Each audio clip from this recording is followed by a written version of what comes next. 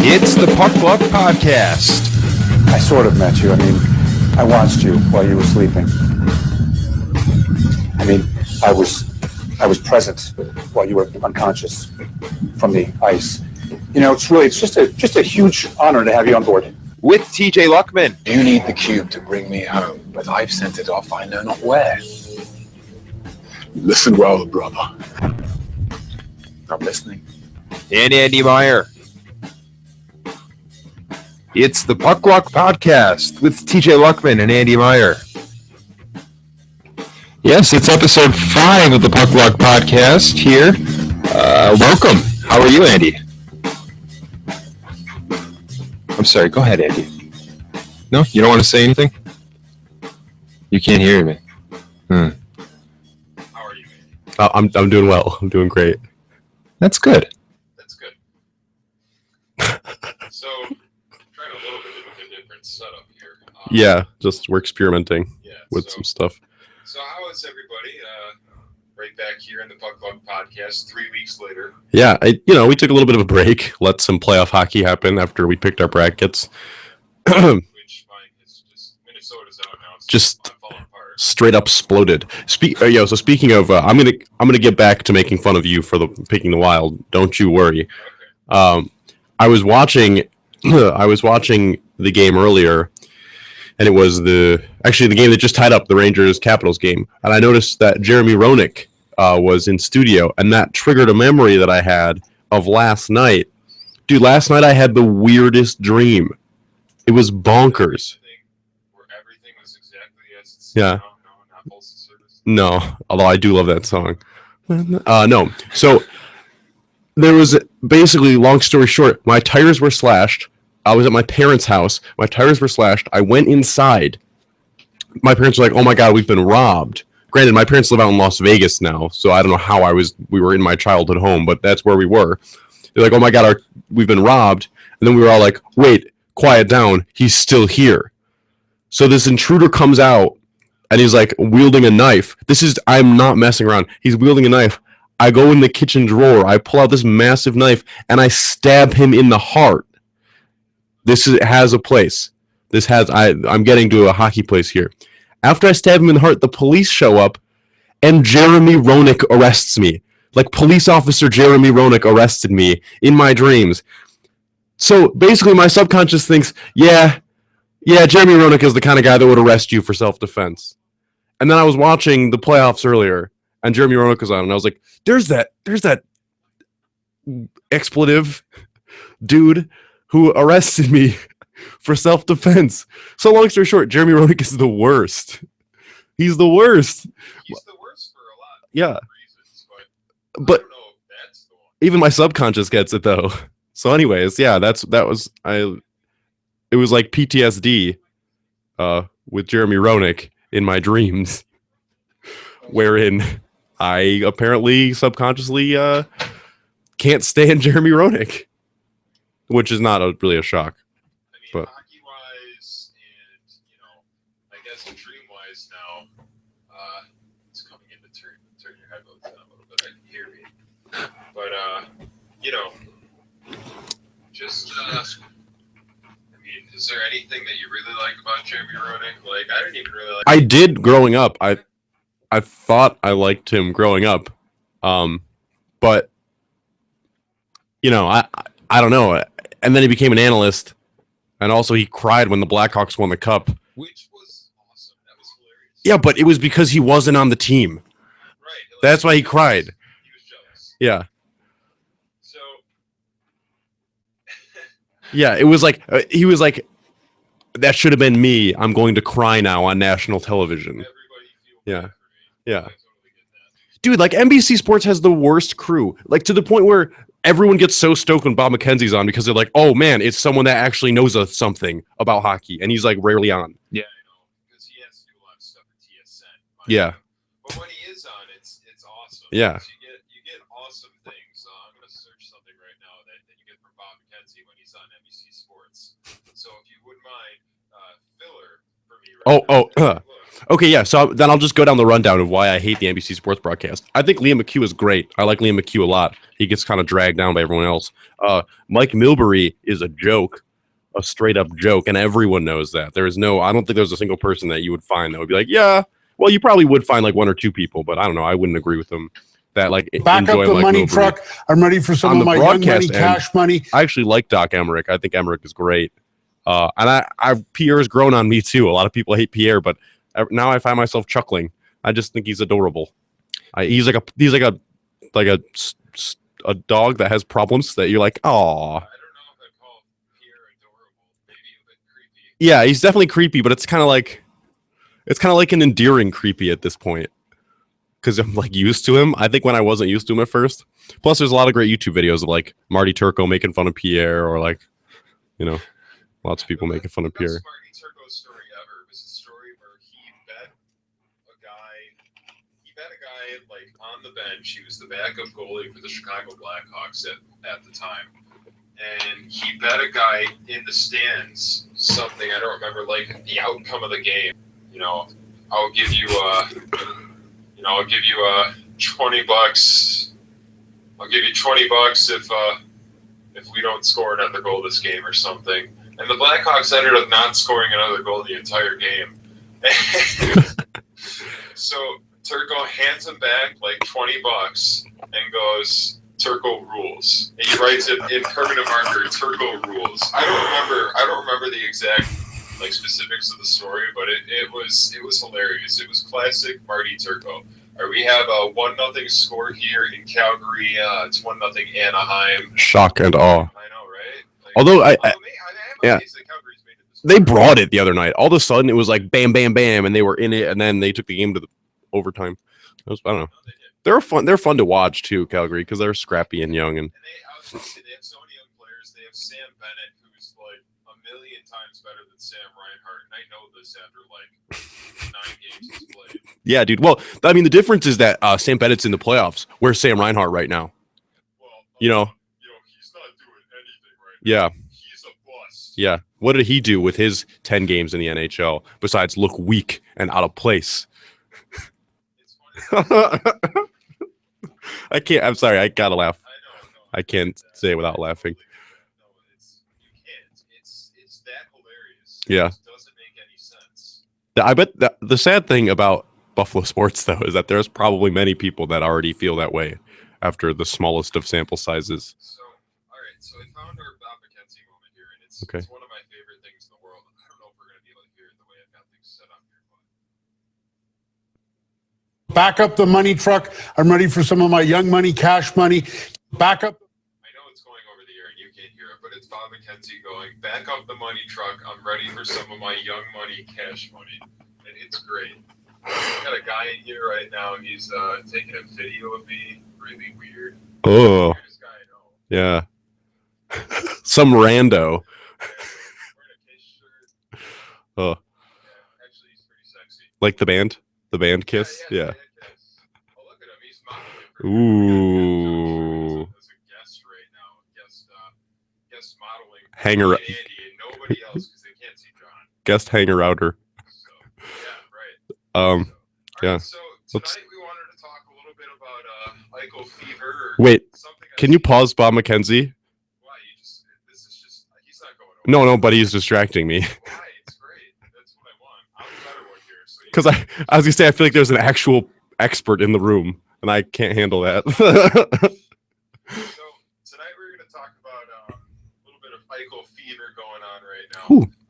I've seen it affectionately called Eichelitis. Oh, God. People have a Twitter name of Eichelitis, and I think it's hysterical. That's disgusting. Oh, that hurts my ear holes. And, speaking of expert Bob McKenzie, some big news coming out of Detroit today that the Red Wings are going to allow Mike Babcock to speak to other teams.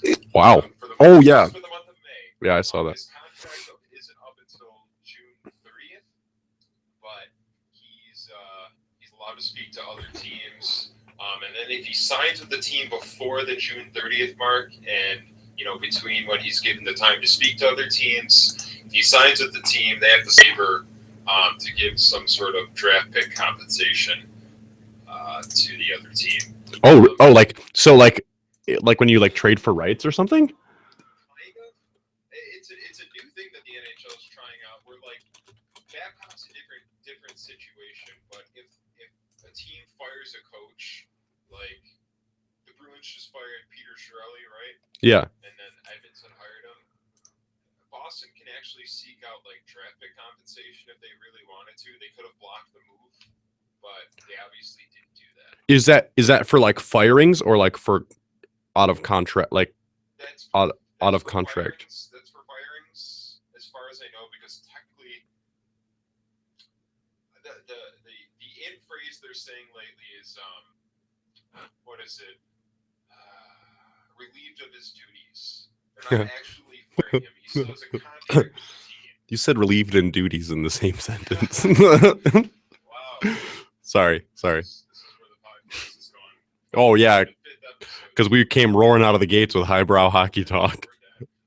Washington and New York are in overtime now, so this will be a fun one to watch while we're talking about things. I kind of hope New York wins just because I want more playoff hockey.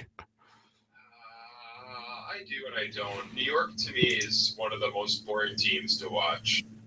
Like every single game, 1-0 or 2-1. It's just so mind-numbingly boring. And I don't think that's Washington's fault. You know, you have Ovechkin, he scored 50-some goals with Barry Trotz's coach team. So I think a lot of it is the way New York plays. You know, they have quite possibly the best goalie in the entire world playing for them. And, you know, they've got... Yeah, he's okay. He's all right. Yeah, maybe.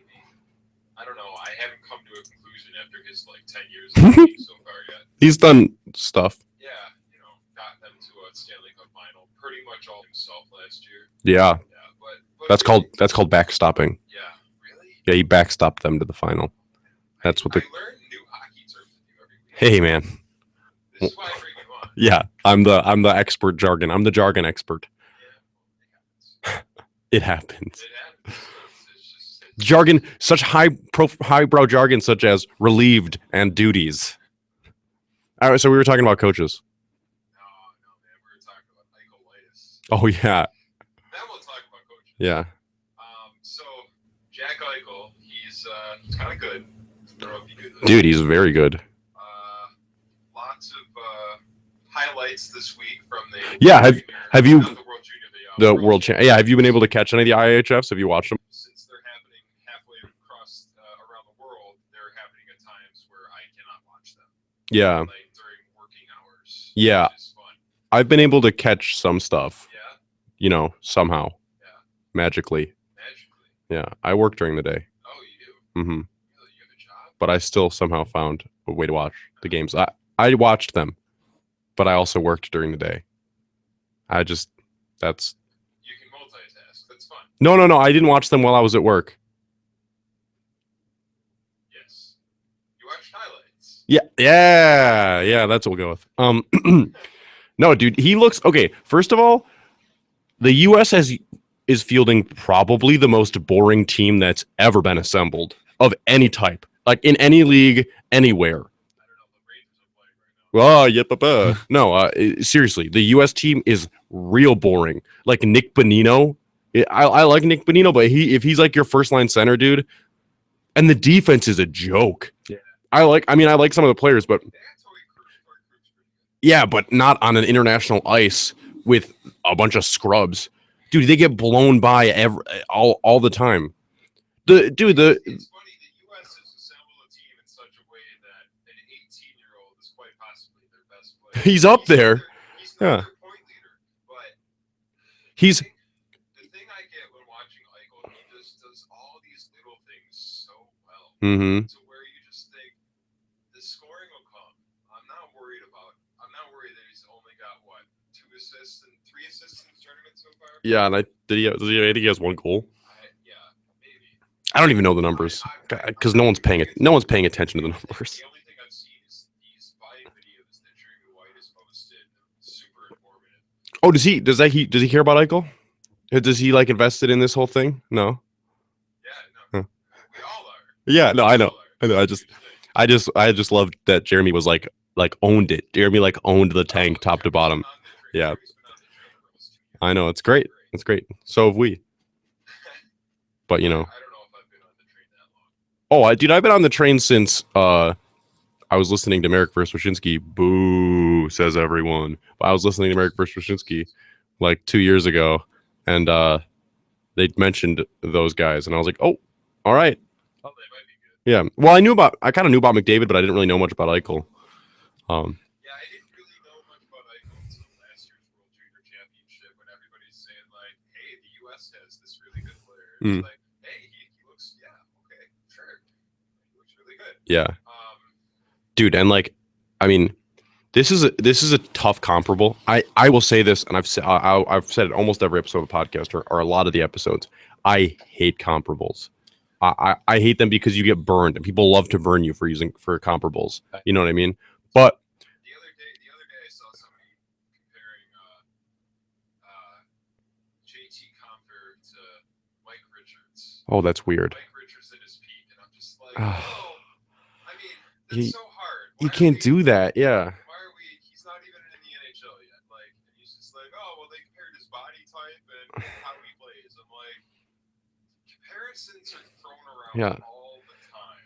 And they almost never pan out. Plus, we all know that the JT Compher comparable is actually Alex Burrows. So, you know, let's all just be real here.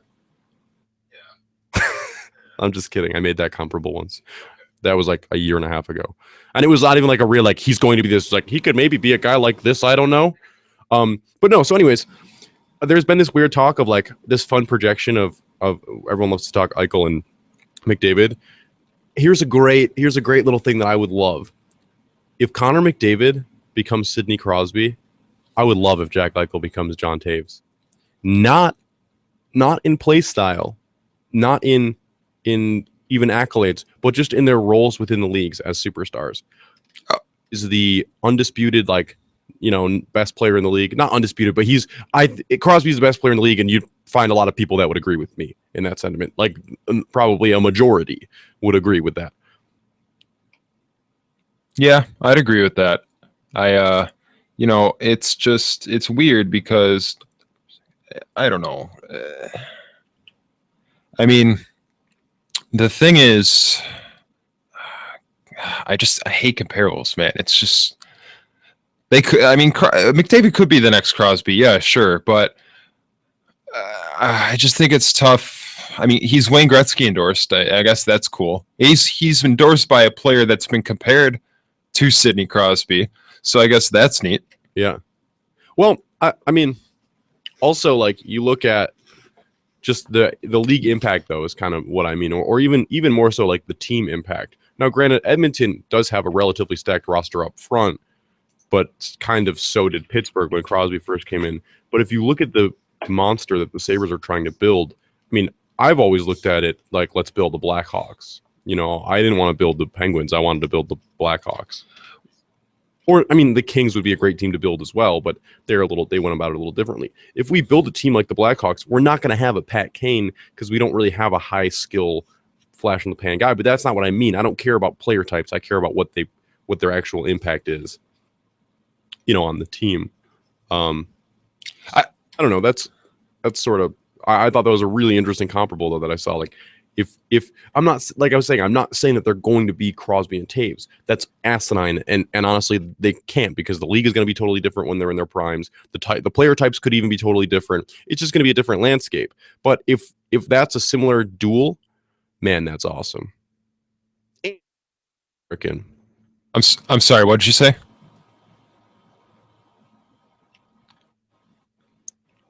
What'd you say? Well, that's exciting. Pretty cool. Pretty cool. I keep trying to fool around with things here, because I guess when I talk to you the other way, the levels are down, so I can't do that. So it's odd. No, so good. So here's the thing with Eichel. Eichel is going to be really good. Eichel has been so good. Eichel has been so good, but that now there's there's some people who are worried that he's so good that they're worried that Edmonton is going to realize that they're wrong. My favorite part of that is when people go, well, Peter Chiarelli coached was GMing in Boston, and that's where Eichel played, as if a whole network of scouts aren't a thing, like as if teams don't have these massive scouting networks. And they're like, oh well, we did have like 9 GMs all scouting McDavid separately, but the GM was in Boston and he saw McDavid a few times, so he's gonna pass up on the guy who's shattering records in the OHL. Like, it's just, I get it. I get that it's like a cool talking point, and like people call into Hockey Hotline and stuff and say that, and like I get that that's like a cool talking point, but like, bruh. At this point, it's all confirmation bias. Like we have this guy. It's like we took second in the lottery, so now it's just like now everybody's trying to come up with these ways. Like, actually, this might be better off for Buffalo in the end. It's just like, no, why do we have to spin it like this? Like Eichel's really good, McDavid's really good. It's fine that we're getting Eichel. We don't have to spin it into this whole like, well, we're getting the better end of the deal here. It's like, no, it's gonna be great all around. It's gonna be good for Edmonton. It's gonna be good for Buffalo. Here's the thing: there is no like the way it's been cut, like the way it's shaken out. There's no way that the Sabres get the better end of the deal here because we don't have the first overall pick. That's just the bottom line. Like I get that maybe Edmonton could take McDavid or Eichel first. They're not going to. But wait though. What if Edmonton comes to their senses? They're gonna come to their senses and realize Eichel's the better player. That's really bad. Here's what's actually gonna happen. They're gonna draft for need, and Noah Hannafin will be the first overall pick. That would be so Oilers. Yeah, but you're forgetting that would be like old Oilers and not Oilers run by a competent GM who was fired probably too soon. Maybe we're talking about the GM that traded away Tyler Seguin. That's true. But we're also talking about a GM that, ready for this? I'm going to use the easiest thing. He does have a cup. He's got a cup. And they went to another cup. He did some good stuff. He did some stuff right. I didn't know that GMs were required to wear cups. Well, when you're as intensive a GM as Peter Chiarelli, things get crazy in Boston. I don't know what's going to happen with Claude Julien, by the way, but that's a story for another day. I feel like they'd keep him. I don't know why. I don't know why you'd get rid of Claude Julien. He's been a great coach for the Bruins. What don't you know? Why you'd get rid of Peter Chiarelli? Because he traded Tyler Seguin. That was really dumb. Phil Kessel. Oh God, he did that too. Maybe he should have traded Chara too. Yeah. Yeah, but yeah, he also signed Chara, and Seidenberg was a great signing at the time, and Nathan Horton was under his regime. I have an update here. Oh man, I should create like a little soundbite for that. The Rangers won. Live to die another day. And I really think the Capitals are going to win the series. I think it's Ovi's year to get to the conference final and lose to the Lightning. It'd be cool. And lose to the Lightning, yeah, it'd be cool. I'm so upset that I had to pick Detroit in the first round because of my preseason picks and because I'm an idiot. But I'm so upset that I didn't pick the Lightning to just go super deep because man, that team is so much fun and awesome. At the beginning of the season, I really thought the Wild were going to do it. So I stuck with them, and they burned me. Devin Dubnyk burned me. The Vezina Trophy finalist burned me. Dude, last season after the Hawks lost to the Kings, just to be a jerk, I was like, "Oh, Hawks are going to win the Cup next year. I'm calling it now," which is not really a bold statement because you can say that the Hawks are going to be in the Cup a lot. But the best part is that who did they just did something to a team, TJ? I can't remember what happened. What did the Hawks do? The team that I picked to go deep. What did they just do? They swept the Wild. Oh, and who was going in your bracket? Who was going deep? My bracket is I have Tampa. I had Tampa Bay in the Wild meeting in the final. Heck, well, Tampa's looking pretty good. Right? Yeah, I'm not ashamed, and I'm still not ashamed of the Wild pick. But I think my fatal flaw with picking the Wild is that they have a lot of good secondary scorers. Parise is like their most elite player. Ryan Suter, he's a big minute defenseman there. I don't think he's really living up to his billing there. And of course, they don't have good enough goaltending.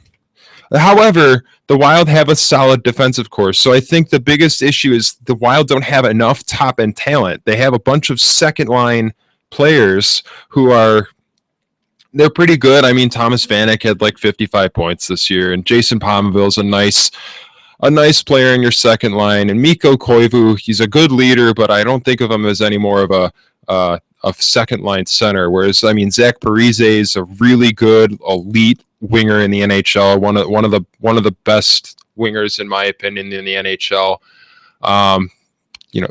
Young crop as well, like Granlund. I love the Granlund brothers for whatever reason, but I think having Granlund is like a great, young player to have. Do they have Eric Halla?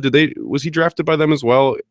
I think he was actually on the team. He's on the team. I don't know if he was drafted by Minnesota. I don't have anything in front of me. I'm actually dumb. I'm a nerd and I use the computer for everything. Hey, what's that like? They have actually a pretty good young stable of players too coming up. Matt Dumba, right, is a defenseman. Like they have some talent, and they'll probably be pretty good for a while. It would be sweet if they could really figure out that goaltending situation. I mean, unless Dubnyk still plays like he did, in which case then it's figured out. But have you ever noticed something about Matt Dumba and his number 55? And if you put them next to each other, you know what it looks like? I'll let you figure it out. Oh, talking about duty, relieving ourselves and talking about dumbass. So show producer John Sherman just passed me some information. Eric Halla was a 7th round selection by the Minnesota Wild. Yeah, it's your boy. Thanks. So thanks to show producer John Sherman there for getting us the big information. Dude, it'd be cool if we had a show producer. I can't pay him any money. You can't pay me any money either. Oh, should we just leave? We got to get ads. Okay, I was thinking we need to get someone to sponsor our podcast, like Lloyd. I was thinking like Lloyd Taco Truck, and they're like, we'll give them ad space, and they just give us like, I don't know, free burritos or something. Yeah, and then we have to lie about like our listeners. Like, yeah, we get like 10K listeners a podcast minus the K. Yeah, that's like if they were gonna pay us, but if they were just gonna give us like a free burrito a week for us to just say like the Puck Luck podcast brought to you by the Lloyd Taco Truck. Isn't that technically payment though if they're giving us a burrito? But that's like a minor payment. That's like they're paying us like $8. Would you consider that underwriting? I don't know, man. What am I, an accounting major? I was hoping so. Can you go and do that? Be an accounting major? Would not need to be on a podcast if that was the case. Or be working in television or be doing a lot of things. I probably would rethink my entire life. But my stepfather studied accounting and has a degree in it. And before I went to college, one of the pieces of advice he gave me was, don't major in accounting. But that's a great that's really an endorsement for his career choice. Yeah, well he's a business owner. Was that more for your benefit, or does he also not like it? Well, accountant. He just has a degree in it. He owned a record store out in Colorado, and then he ran like a business here in Buffalo, and then now he just moved back out to Vegas and he's running a record store again. So he's got like some business savvy. So I guess his thing was like, I studied this thing and I hated it, so I opened a record store instead. And that's pretty awesome. We have a show listener, I found one, who makes fun of me for my estimation of how many people listen to this podcast. So thanks, Will. 10 listeners, optimism. At Dr. Liam. Yeah, that's my buddy Will, and that's my buddy Will, really nice guy. But not there. He's not nice there. Oh, that's all right. He probably knows things. He probably knows more than us. You said we were going to try to get him on at some point, right? Yeah, we were. Like I said, I was going to try to get him on this one, but it didn't seem like a good idea with me trying new things. And apparently, Tom tells me that I'm a tech noob, so that's my problem. Oh, yeah, but Tom's a big jerk. And I say that in the most loving way. Oh, speaking of Tom and Sarah, I'm going to do some same old shelf promotion. Shelf promotion. I'm promoting some shelves. The 10 people that may or may not be listening, or at least, hey, Will, if you're listening, I'm playing at 3 o'clock in the Elmwood Village tomorrow on Bidwell. Porch Fest is happening. Porch Fest! I'm playing some covers and some tunes with my other band, The Plagiarists. Not the one that I promoted the last podcast. Dude, you got to stop doing so many bands. You know, that's what got Tom DeLonge in trouble with Blink. Yeah, I think that's all. I also, the addiction to painkillers probably didn't help either. No, it was all the band thing. Bands. Two, we have a 2. Thank you. At AJoy34, Alec Joy. Aw, righteous. You get another follower. This is exciting.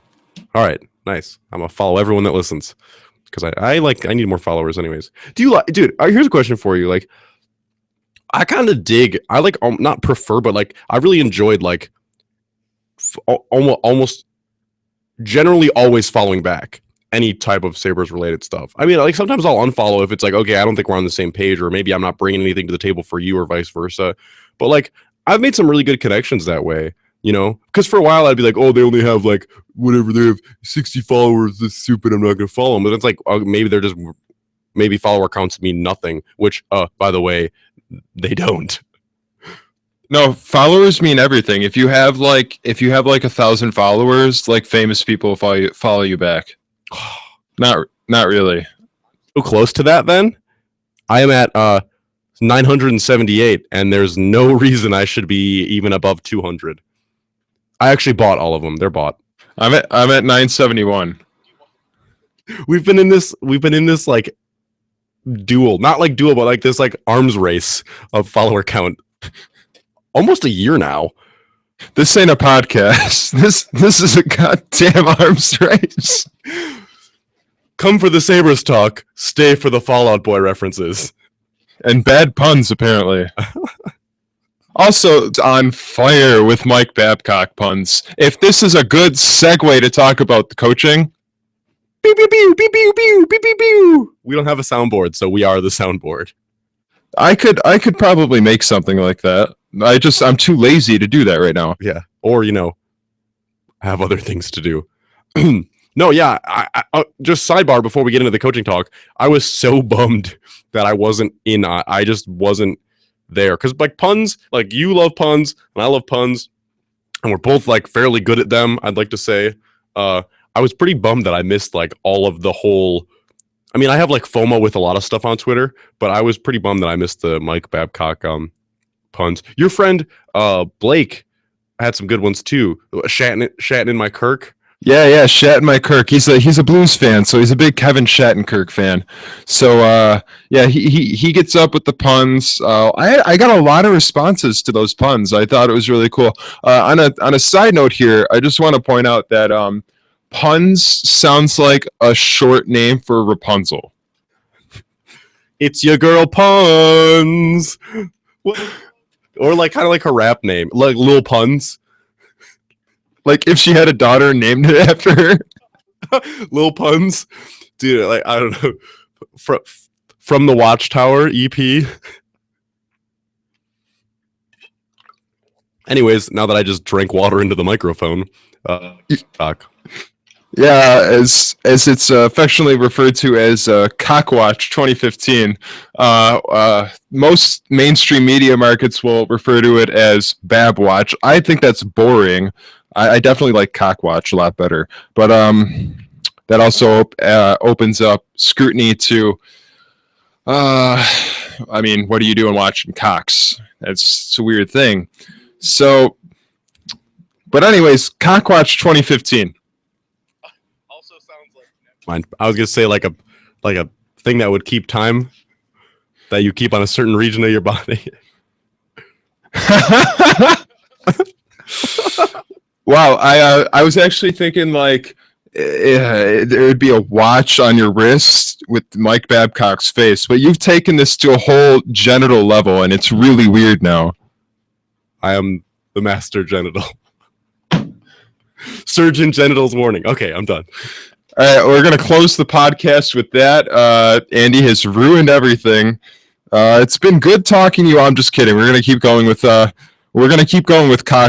here. Cockwatch 2015 hashtag Cockwatch 2015. Click on the hashtag. You'll see you might see porn. Not sure. Don't. I'm gonna do a preemptive strike and say, do not click on it. Also, man, I hope no one from my family ends up listening to this. That's like a big part of my supporter crew is like my mom, which is awesome. I love my mom. She's great. Or like your grandma is just like, hey, this song has a swear word in it, but I'm not gonna say it because my grandma's here. And then your buddy Josh is just like, F this, F that. It's just like, yeah, my grandma came to see my pop punk band play, which was a sentence I never thought I would say. And it was awesome, and I was so happy that she was there, and she rocked out, and it was great. But I instituted a no swearing policy, and Josh, my best friend / the guitarist, immediately broke it like right after the next song, just dropping F-bombs into the mic, and I had to yell at him on stage. But anyways, now that we've talked about my grandma and my mom, and let's get into Cockwatch. Is that something we should be getting into? Let's just come on. Okay. So earlier today, Bob McKenzie tweeted out that Detroit has given Mike Babcock permission to speak to other teams regarding their head coaching vacancies, which is kind of a huge thing because Babcock's contract isn't up until June 30th, 2014. Yeah, you'd be done already, TJ. No, so his contract is up June 30th, 2015. He's obviously a candidate that the Sabres are going to want to look at because, he's kind of thought of as the best coach in the NHL. He has a Stanley Cup. He's led some really mediocre Detroit teams to the playoffs. Detroit's been to the playoffs 23 times in a row. So that's awesome. So I think he's a pretty good coach. I think this could work. And I guess I'll stall more as you type, but as he types more, I think my mom's on Twitter. No, I agree. I think Babcock is a great coach. I think he's really awesome. You know what? I've had this crazy fear lately, though, where I'm like, man, what if he sucks outside of Detroit? Well, I mean, we already have evidence that he doesn't because he took Anaheim to a Stanley Cup final against. Good point. So, I mean, he's obviously had success in other places. You're right. I am right. That's right. No, here's a video on YouTube. What did I just say? I said tremendous success, right? There's a video on YouTube of a guy saying that he flubs, and he goes, Datsuk and Zetterberg have had tremendous sex. They would. Better for having witnessed it. I don't know if anybody wants to witness. Some people actually might want to witness that, but some people might actually want to witness that. But he meant to say that Datsuk and Zetterberg have tremendous success. So, but I don't know why that popped into my head right now. But that's one of my favorite things ever. So with the coach watch here, with Cockwatch, with Babwatch, we're gonna want to Bablock out all the other coaches. I'm sorry, I can't pun live on the air. I can only pun typing, but I'm a keyboard warrior with puns. Yeah, that's right. So I should write for NHL.com. I just realized this. I'm gonna go get a new job. See ya. I mean, we can talk to Joe Yerdon if you want. I know him. I met him, and by that, okay, I don't know him. I met him once. I feel like he would take offense to that. I would know him more. I did meet him one time. He's a really nice guy. Yeah, let's maybe we can get him on as a guest. Actually, if he was here, he wouldn't be a guest. He would just take over and host the whole damn thing. Yeah. Well, dude, you know what? Honestly, if we did that, we would just be getting Ryan Wolf sloppy seconds. Whoa. Well, it's true, dude. He's got Yurden, the massive nerd that is Matthew Collar has been on, a bunch of cool people. I think we would be the first podcast to talk to Lauren Hall, though. So stay tuned in the midsummer for that when we talk to my friend Lauren Hall, who I'm also married to. Anyways, you were not married to her. She and I would both say otherwise. I need to see a marriage license. We have a hashtag. It's pretty much the same thing. Hashtag Hallmeyer wedding. So that's like the modern day marriage certificate. Marriage certificates are like so 2014. So I said, I read an Elite Daily article that said that. So okay, I believe you now. This is totally true. Thank you for taking me at my word. Hashtag Cockwatch 2015. So speaking of Cockwatch, would Dr. Liam Will, your Reddit friend and I guess my new friend, he asked, would Babcock and TM's personalities clash at all? And that's a question that's actually I've been brought up a fair amount. I've heard it. They talked about it on Hockey Hotline. Like I said, they've talked about it. It's been brought into the equation. We talked about it actually when we first talked about the Babcock thing way back when, because we were like, oh, he surely would want control. But then when he had his end of season presser, buzzword, when he had his end of season presser. Wait, why don't the Sabres have one of those? Just to piss everyone off. He said that he's not a GM and he doesn't have the GM skills. So why would he want to do that? And honestly, I guess you can't just take press conference quotes at face value because he's probably just covering his butt to an extent. But if that's how he really feels, then I don't know if their personalities would clash. Plus, I don't think he and Ken Holland were always like peachy and roses, rainbows, unicorns. No, but I don't think they ever really clashed. Plus, we can't really discount the fact that Murray and Babcock do have a prior relationship because, like I said before, Babcock was the coach of the Anaheim Ducks, and Murray was he was just a scout at the time. But they know each other. It's not like scouts and coaches don't talk to each other. But so and like you were saying. Babcock wants to be a coach. He might. Now, the thing with Babcock is he might want some say in which players that the team brings in.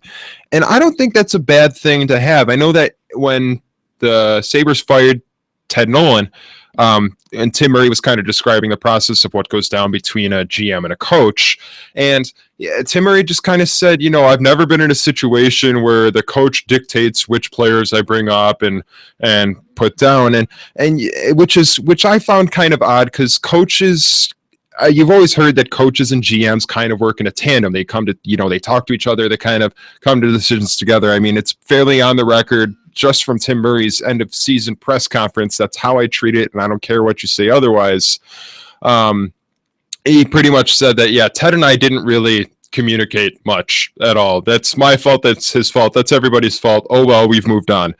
But the way I've always viewed a coach-GM relationship is that if the GM hires his coach, that means he feels like that's the guy that's, going to bring him the best team possible with the collection of players that the GM gets, and the GM believes that that's the best guy that he believes he'll work with. Now, if that might be the case, but however, with the Pagulas in there, the Pagulas are obviously going to have a say. So with the Pagulas in there, I think it becomes difficult because they might be really pushing for Babcock. And is Murray the type of guy who's going to have the stones to tell his $4 billion owner, like, hey, I'm the hockey guy. Let me see who I can form the best relationship with. Who do I think is going to form the best team? I don't think it's going to go down that way. I think the Pagulas are going to have some say.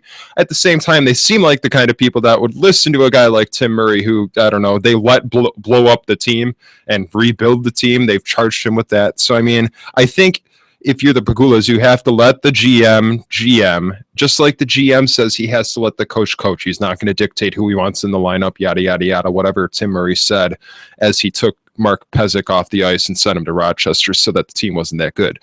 I digress.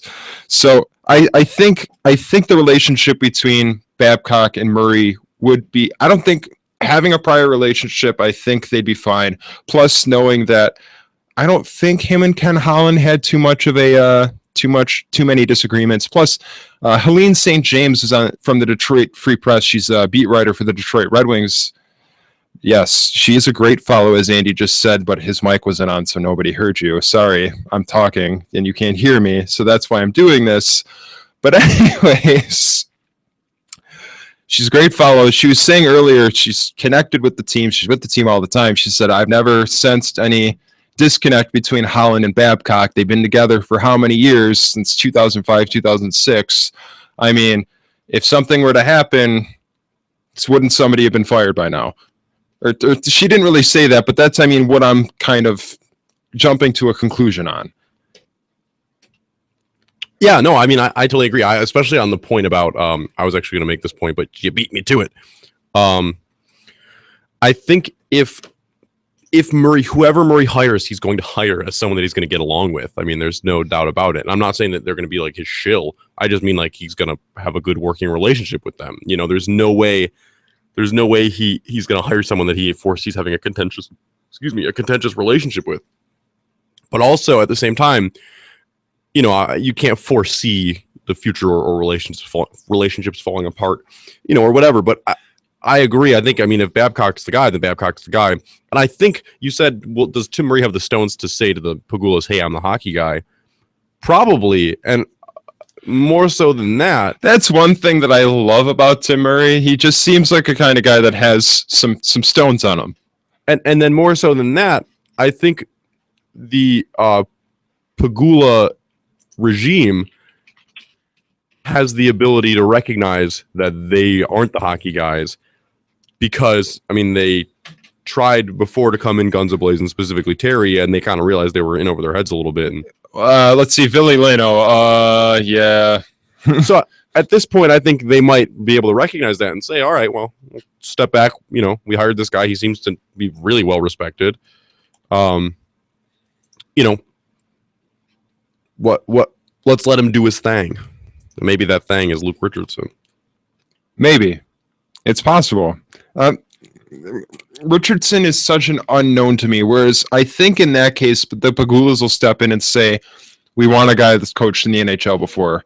This isn't the type of team that we can just bring up and comer and do this.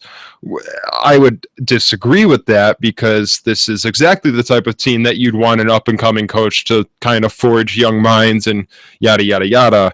And Luke Richardson, he was the type of coach, he was the type of player, he's a big, bad, bruising defenseman. But I don't think it's fair to say that that's the type of coach he would be if he came here, you know? I don't know. Well, look at, I mean, not all coaches are coach how they played, too. I mean, some of the did you just get to Twitter? I did. What are you laughing at? LJ Teddy Man. That's what we're all adults here. Look at us. It's Friday night at 10:30 and we're podcasting. We're super adults. We should be out at corporate soirees with cocktails in our hands. Anyways, that's what adults do, right? Nope.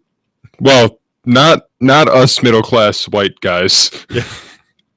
No, we sit and play video games and anyways, I don't think every coach, if you're not going to hold every coach to the standard that they played at, you know, because if you did, you'd have some real, I don't think Doug Gilmour, is he the coach or is he the GM in Kingston? He might be both. You know how Patrick Waugh was like the owner and the GM and the coach of the Quebec Ramparts? I think he might be both.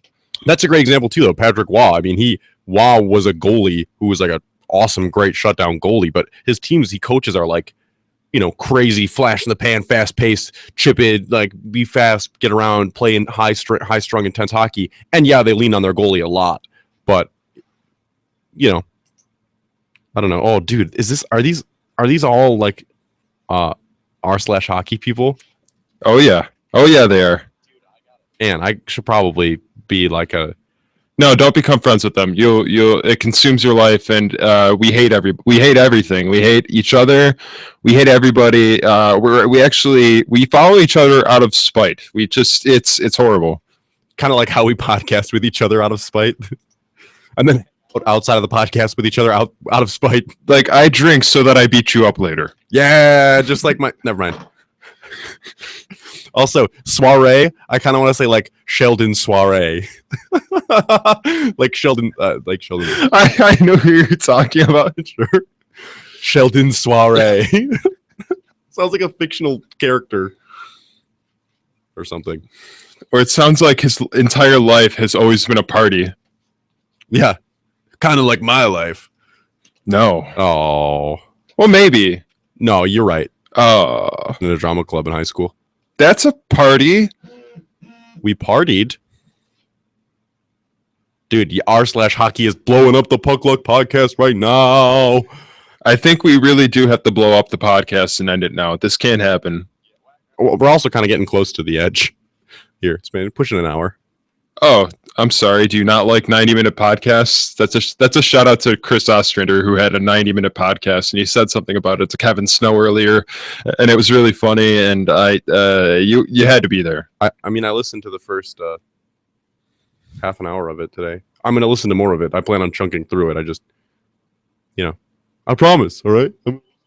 I haven't listened to any of it yet, so you're way further ahead than I am.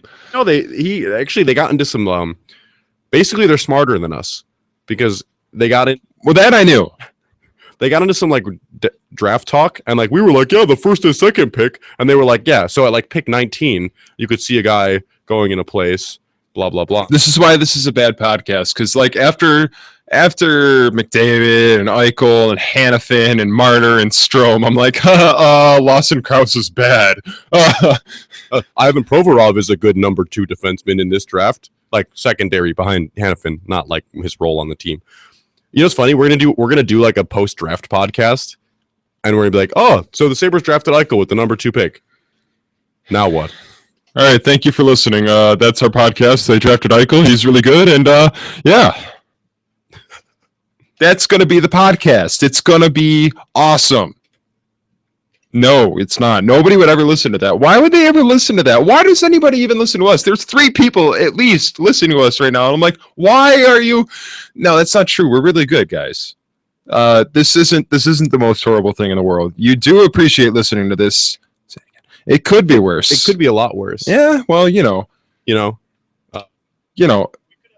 Janky ass setup where like you have to press a button every time I want to speak, and then sometimes I can't hear you, even though we actually are surrounded by some good stuff. I feel like we have talked about a lot of good things tonight before I just get off on these weird tangents of talking about people from Reddit listening to this podcast. So that's awesome. I'm gonna shout out to the Redditors, to all y'all Redditors. Yo, what's up, my Redditors? No, seriously, you guys, like, if you guys were a rapper, you'd be Lil Puns, which is a good thing. No, seriously, like, awesome. Thank you for chipping in. They're tweeting at us and stuff too. So if you're listening after the fact, tweet at us. No one listens after the fact, but we're still working on our promotions game. And honestly, in our defense, we started the podcast with like a month of the season left. Yeah, that was really dumb. I feel like next year, like, we can really push up subscriptions. $5.99 a month to listen to TJ and Andy. Maybe talk once a month. I'm not sure. Primo subs, dude. Get those Primo subscripts. I just made up all that lingo. You might get like a blog post or 2 throughout every 4 years. Cast. Eventually, a link to the cast will happen. A link to the cast. I love that. That's so great. It's supposed to happen. I just have to give you access to the thing that I set up for this that I haven't posted anything on since we did the first episode. That's why I haven't done it. We'll go with that being the reason why I haven't done a link to the cast. But anyways, I'm apparently supposed to hit you now. We'll document it afterwards. No, I have to hit you now. Well, we can't. There's physical things in the way. Like what? A giant pane of glass. Oh man, sweet! I'm gonna break it. That's probably not a good idea, right? Don't do that. Yeah. So I mean, Cockwatch. I think. Also, we should start going live like from my porch when it's like 90 degrees out. You know, just food for thought. That might be a good idea. It just won't sound as good. A little soiree. Soirees. Can we have Sheldon Soiree come? Sheldon soiree. Yes. It's funny when you say Sheldon, I automatically think Sheldon Cooper from Big Bang Theory, and I hate the Big Bang Theory. I think it's one of the worst shows on television. But I know who he is, so it's just like I hear the name Sheldon, I'm like, oh, Sheldon Cooper, and then it's like Sheldon Soiree. It's like, oh, You know, a lot of people that love that show. I don't get it. Like Ratings. the ratings, yeah, whatever. Ratings are a bunch of crap these days. Like they don't matter, but you know, since that's what matters to TV companies, that's what gets put in the air, and everybody soaks it up. I think the jokes are completely. It's so hard to pinpoint what the problem with that show is. But my biggest issue with it is that it's entirely dependent on laugh track, and I hate shows like that. Like the laugh track is the worst, and I just think there's videos on YouTube where they take away the laugh track, and it's just nerds in a room talking. It's the strangest thing in the world, which isn't a bad thing. That's us. That's what we're doing right now. But Except for we are the laugh track because we think we're hilarious. Yo, Alec agrees that show's like. I'm not really a huge fan either. I kind of think Sheldon's really whiny, but people like it, and then the ratings, I guess, speak for themselves. Not that ratings should ever dictate what's good, because that means that the general public likes it. And as I push up my thick rim glasses, the general public's so stupid, man. They don't know anything about anything. Like hockey. That's why we have a critically analyzed podcast, and also we're really good at bringing it back around. So I think as we continue to talk in the future, we should continue to keep our finger on the pulse of Cockwatch. I'm sorry. There's no.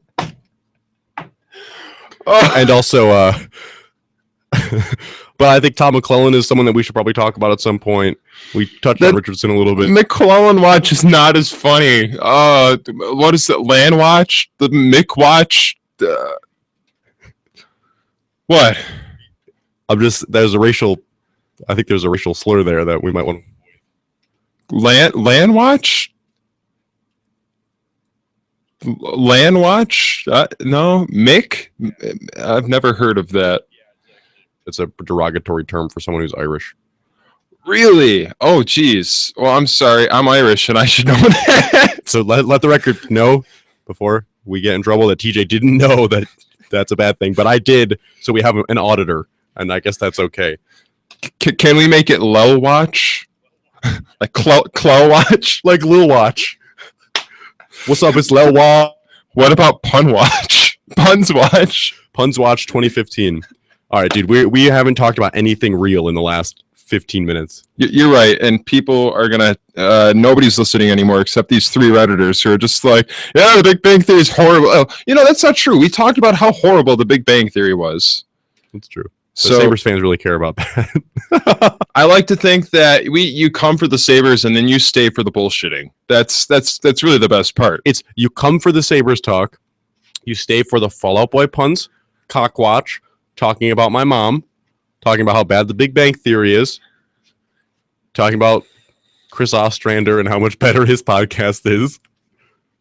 Really, if we brought him on here, he would like leave in disgust. It would be horrible. I wouldn't do it, man. He would make us look so bad. See, look at the conversation we've gotten started about the Big Bang Theory here. Our podcast is doing things. It's grown legs. It's become organic. It's sentient. So, anyways, no, Andy's right. We should really cut it off here. I'd like to thank everybody for listening to this podcast, be it live or if you're going to listen tomorrow, and just if it's one of our Sabres fan friend blogging friends, like, I'm so sorry for this one. This one came out of left field, and we bullshitted for like an hour, and there's like really 5 minutes of constructive talk, and then everything else is just like, why am I still listening to this? Maybe that's because we did it at 10:30 on a Friday. And a long week. That's me shutting down because I it's 10:30. It's 10:45 on a Friday. I'm that this is hopeless. Yeah, I've got a soiree to go to. Is Sheldon Soiree gonna be there? Answer me. Huh? Answer me. Is Sheldon Soiree gonna be there? No, it's not that kind of soiree. All right. Thanks for listening to the Puck Walk podcast. Episode 6 will be coming sometime in the near future.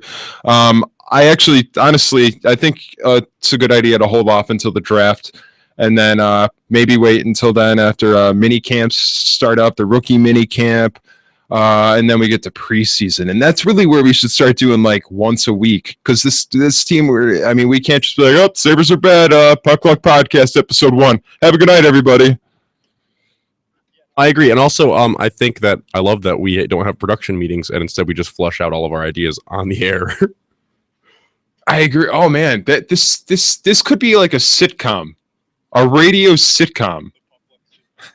Yeah, like we could have talked before this, but we're just like, yeah, let's talk about Eichel and Cockwatch, and then let's just do whatever. Let's see where it goes, man. So, yeah. All right. So this is episode 5 of the Puck Luck podcast. Thanks for listening. We'll be back next week. Not at all. We won't be back next week. We'll be back when we want to be.